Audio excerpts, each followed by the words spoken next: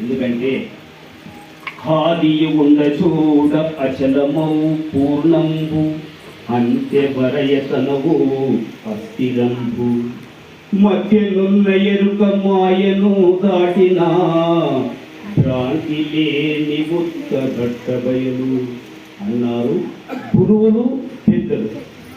గురువు శిష్యులు సూర్యచంద్రాలు సర్వము ఏది లేని కాలమందు మొదలు పరమాత్మ స్వరూపమే. ఆ పరమాత్మ స్వరూపములకు రూపము కానీ నామము కానీ ఇస్తుందని చెప్పనది కాదు. అందుకే గురుడెంతో గరుడమ్మ గురి చూపె నమ్మ గుణరైతముల ఎరుక గుర్తు బాపెనే పొమ్మ. అంటే నామరూపం లేని దాంట్లోకి వెళ్ళి మరి ఈ జనము కానీ 84 ఈ జగతంతయు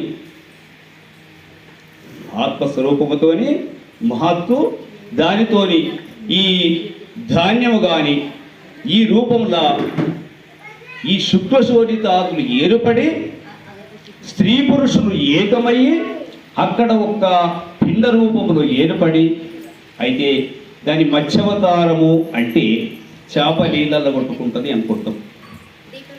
అయితే తల్లి గర్భములో ఎప్పుడైతే శుక్లము దొచ్చుకున్నదో అది ఏమైతుంది, బాగా ఎల్లాడకుండా జరుగుతుంది. చేప తీరే అది ఎల్లాడకుండా జరుగుతుంది. అయితే కురుమావతారం అంటే 2వ నెలకు, అయితే 3వ నెలకు అది ముద్ద ఏడుపరి శిరస్సు ఏర్పడుతుంది. 4వ నెలకు కాళ్ళు చేతులు ఏదో ఏర్పడి 5వ నెలకు పాదాలు వేలు, 6 నెలలకు కనుముక్కు చెవి నవరంధ్రములు ఏర్పడి 8వ నెలకు జీవులు ఏర్పడి 8-9 నెలల సమయములో అక్కడ ఏమైతుంది, కటిక చీకటిలో ఉన్నాడు. ఇక్కడ ఉన్న గుళ్ళె దేవుని ఎవరైనా ఆరాధిస్తున్నారు, మరి లోపల ఉన్న దేవుణ్ణి ఎవరు ఆరాధిస్తున్నారు అంటే పరమాత్మ సత్తా. పరమాత్మ లేనిది ఎవరు ఈ బొమ్మ తయారు చేయలే. రకరకాల బొమ్మలు చేస్తామే కానీ ఇట్లాంటి రూపాలు కానీ మనం చేయాలంటే మన నలవి కాదు. అంటే ఆయన దయలేక అరక్షణమైన నడవదు.